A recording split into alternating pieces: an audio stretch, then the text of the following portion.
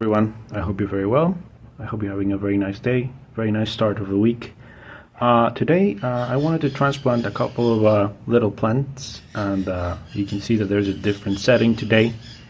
The reason why it's because it's super hot outside, and yeah, I wasn't gonna risk getting dehydrated because of the sun, so I did it over here against the backdrop of orchids and other plants. So anyway, like the title suggests, today we're going to transplant these two little guys that I bought recently. We can see that we got a Chinese elm and this little Japanese maple. This is not the time to transplant. I'm very aware of that. But as you can see here, this little guy came in a nursery bag. But since the nursery bag has been completely torn apart by my kitty, by my cat. So you could say this is sort of a emergency transplant for this little guy. And also I want to transplant this one just because I notice how bigger as it is. The weather here has been kind of forgiving. I'm also going to do a little bit of wiring. So yeah, that's what we're going to do today. It'll be interesting to see what kind of root ball we have, what kind of root mounds we have, and we're working with this one. And I've got the container here. To be perfectly honest with you, I'm not sure if I'm going to make like a large size bonsai with this.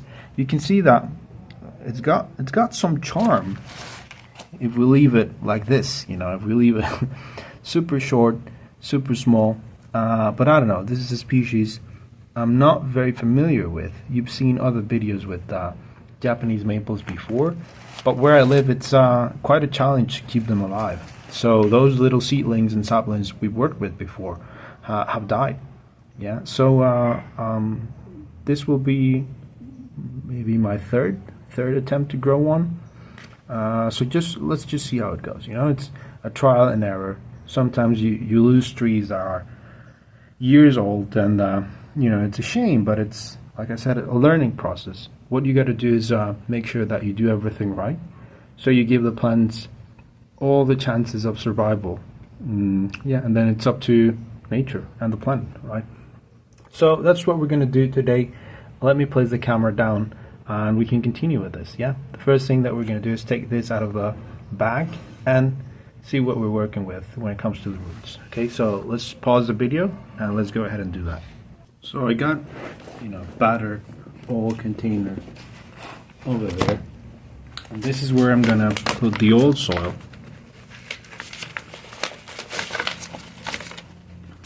You know, I collect this old soil because sometimes you can use it for other gardening plants. For other garden plants. You know, nurseries most of the time they use this black, very rich in nutrient soil where they don't have to water as much, and you know, they give the plant lots and lots of nutrients, and it's good, you know, for the first stages of development of the little plant. That's perfect. But whenever you get a new plant, you got to consider what your local needs are. For example, if you live in a very tropical place, maybe this is not the type of soil that's going to best suit your plant. So you want to think about transplanting after you get a new plant. Okay, so look. You can see that's something about Japanese maples, you know, they have a very, very strong root system. And we can clearly see that here. But that's not the ideal thing for bonsai, right? So we got this huge taproot over here from which all of the other roots emerge, you know. So yeah, I think we're going to cut that. And we're only going to be left with the surface roots and some adventitious roots that grow from this side, and remove the rest. Yeah. Look at that. Remarkable, isn't it? So, let's go ahead and do that.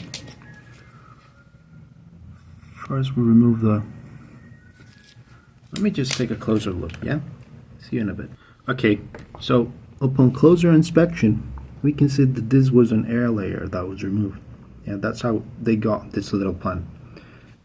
Over here, you can see this. Let me just focus on that. Over here, you can see this crumbly substance.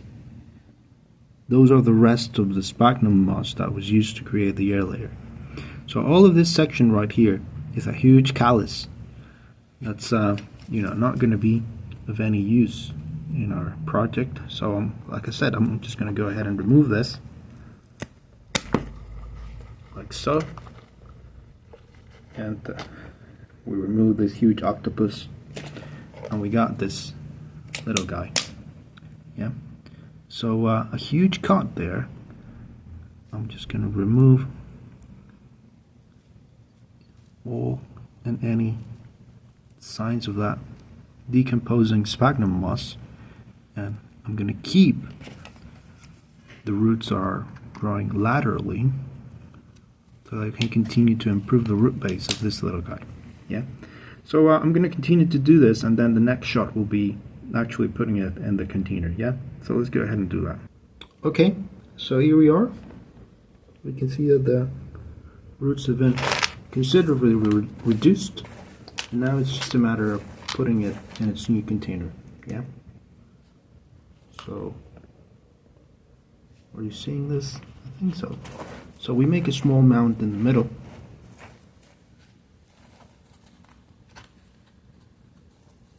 Oh, look, a stone.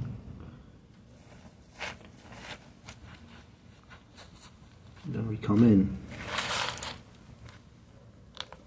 we comb the roots,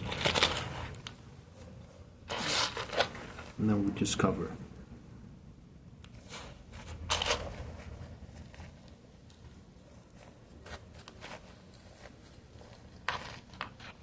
Yeah. So since we got, I think, 60% of the roots removed, another thing that we can come and do is remove a couple of the old leaves, just so the plant is not stressed about not having enough foliage, or the other way around, right? Not enough roots to support the foliage.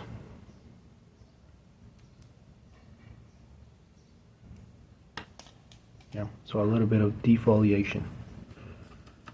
Yeah, and now we watered this. So here I go. One thing about Japanese maples that I've read about and that I've heard about before is that they don't like really hard water, water with lots and lots of minerals. They prefer a slightly acidic pH and very, very clean water. So the substrate that I'm using here, it's very inert. It's pumice, lava rock, and cocoa peat, with some of the original soil that the plant came in, so that it has that acidic component in the substrate. Yeah. So yeah, now it's just a matter of keeping it in a semi-shaded spot where it gets indirect sunlight, and wait for it to start producing more foliage. When it starts producing more foliage, we'll know for sure that the operation was a success.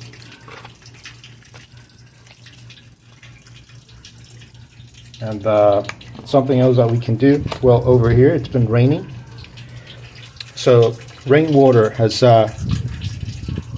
natural levels, very high levels of nitrogen, which is one of the essential nutrients that plants need. So that would be ideal too. Also, no minerals in the water, so yeah, you could put it under the light rain, and the plant will really like that. Okay, so here we got the first one. Let's quickly do the other one. It's going to be shorter because I've already got everything prepared. It's just a little bit of wiring that I'm going to do on the second one. So let's go ahead and do that. So this is the other little guy that I was telling you about. You know, I've got the wire here. I got everything ready because this was the little branch that we were going to wire. You see how this shoots up vertically and interferes with this two main branches that we have here. I was going to originally bend it this way, you know, so it wouldn't interfere with those two branches. But you know, based on the size and the design that I want to move forward with for this little guy, I think it's just going to be a matter of coming in and do this, you know. Here we go.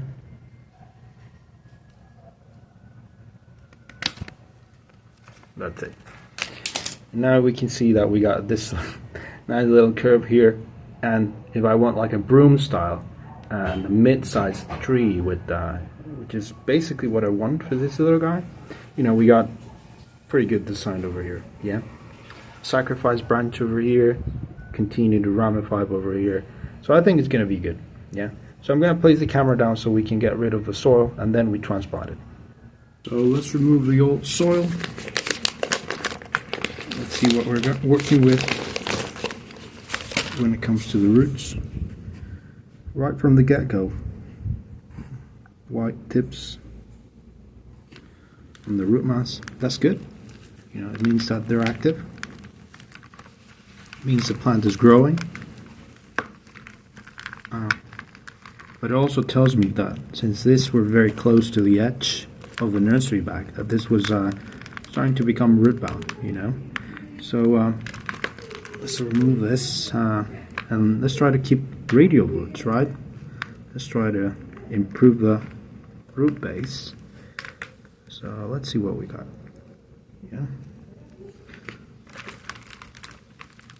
Here we go. Let's see. So I can feel a couple of stumps here and there, so I'm gonna remove those. Yeah, and keep the radial ones. Yeah. So let's see. 1 second. So look at this huge. You see that stump over there? What is that? I don't even know. Airplane going by. So let's see. Remove these roots over here.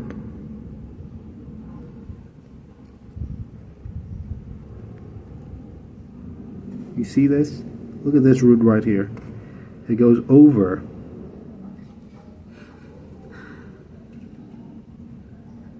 Instead of following this direction.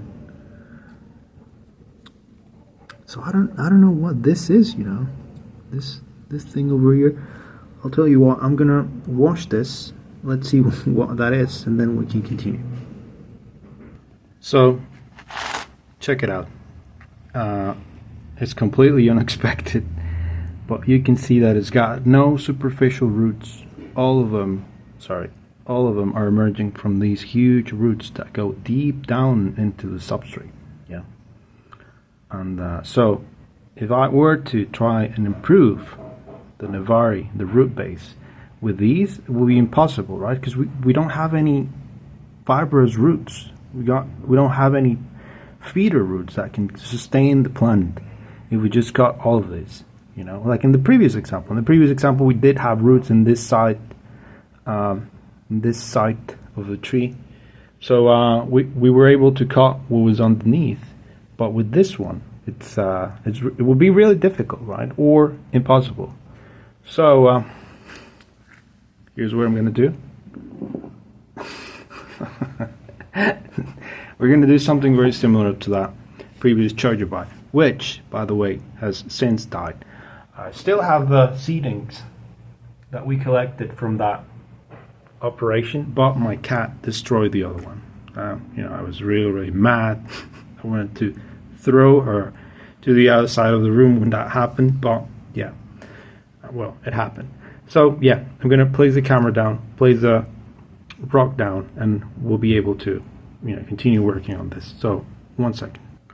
So I had to do a bit of thinking when it comes to how I was gonna place it on the rock, but we can see that this is you know, one very good option.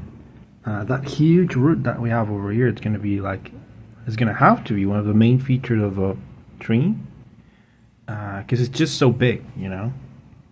Yeah, this is something where I'm trying to make the most out of a situation that I wouldn't put myself in the first place. But let's see what happens in the future. Yeah, the roots are all nice and placed, you know, in a radial pattern. I've just placed the plant on the rock, and I just try to, you know, spread them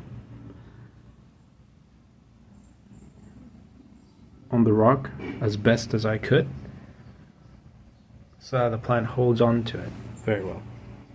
Okay, so what I'm going to do is I'm going to go ahead and come in with the substrate, fill this whole thing to the brim with it.